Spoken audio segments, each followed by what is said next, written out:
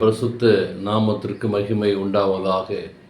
இந்த காலவேளையில் உங்கள் அனைவரையும் ஆண்டவராகிய இயேசு கிறிஸ்துவின் இன்ப நாமத்தில் அன்போடு வாழ்த்தி வரவேற்கிறேன். நீதிமொழிகள் 10ஆம் அதிகாரம் 25ஆம் வாக்கியம் சொல்கிறது, சுழல் காற்று கடந்து போவது போல் துன்மார்க்கன் கடந்து போவார்கள், நீதிமானோ நித்திய அஸ்திபாரம் உள்ளவன். இந்த நாளின் செய்தியாக உறுதியான அஸ்திபாரம். உறுதியான அஸ்திபாரம் உள்ள வீடு அழிந்து போகாது.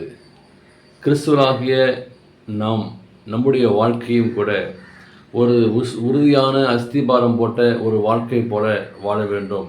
அப்படிப்பட்ட வாழ்க்கையை தேவன் கட்டி எழுப்ப ஆசைப்படுகிறார். அப்படிப்பட்ட ஒரு வாழ்க்கை வாழத்தக்க தேவன் பிரயாசப்படுகிறார். அஸ்திபாரம் உறுதியாக இல்லாத வீடு பெருமழை, காற்று, புயல் போன்றவற்றை வந்து அந்த வீட்டை நிலைத்திருக்க முடியாது. அந்த வீட்டு இடிந்து போகும் சூழ்நிலையாக மாறும். எனவே உறுதியான அஸ்திபாரம் போட்ட வீடு எந்த புயல் வந்தாலும், எந்த காற்று வந்தாலும் நிலைத்திருக்கும்.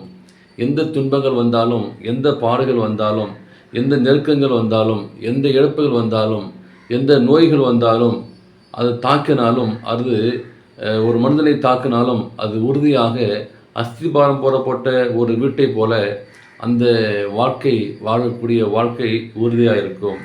இவற்றை பார்த்து கலங்கி போய் சோர்ந்து போய் அவர்கள் தளர்ந்து போக மாட்டார்கள். 1 கொரிந்தியர் 3ஆம் அதிகாரம் 11 வாசிக்கிறோம், தேவனுடைய உறுதியான அஸ்திபாரம் நிலைத்திருக்கிறது. தீமோத்தேயுவிலே வாசிக்கிறோம், அந்த அஸ்திபாரம் கிறிஸ்துவே. இந்த மலர்ந்திருக்கும் இந்த வாழ்க்கையிலே, இந்த புதிய மாதத்திலே நீங்கள் நாளும் கடந்து போகும் இந்த நாட்களிலே வரக்கூடிய நோய்கள், துன்பங்கள், துயரங்கள், எல்லா விதமான புயல், இப்படிப்பட்ட சூழ்நிலையிலே ஒரு உறுதியான ஒரு வாழ்க்கை வாழ்வதோடு ஒருபொழுதும் நிலைத்திருக்கும் நித்திய வீடு ஆகிய பரலோக வீட்டை நீங்கள் நாளும் சென்றடைய முடியாது, அது ஜீவிக்க முடியாது. எனவே இந்த உலக வாழ்க்கையில் நீங்களும் கிறிஸ்து என்னும் அஸ்திபாரத்திலே கட்டப்பட வேண்டும். அந்த வீட்டை நீங்கள் நாளும் ஒரே நாளில் கட்டி எழுப்ப முடியாது. இந்த மாதத்திலே ஆண்டவர் கொடுக்கப்பட்ட இந்த மாதத்திலே நாம் என்ன செய்ய வேண்டும், எப்படி நம்முடைய வீட்டை கட்ட வேண்டும் என்று சொல்லி கற்றுக்கொள்ள வேண்டும்.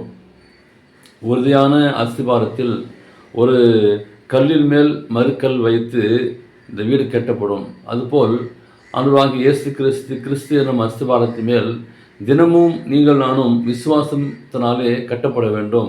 அப்படி கட்டப்பட வேண்டும். அந்த வாழ்க்கை விசுவாசத்தின் வாழ்க்கையை கட்டி எழுப்ப முயலும் ஒருவன் தினமும் கர்த்தரின் அந்த வார்த்தையை வாசித்து அதன்படி செய்ய ஆயத்தமுள்ளவனாக அவன் இருக்க வேண்டும்.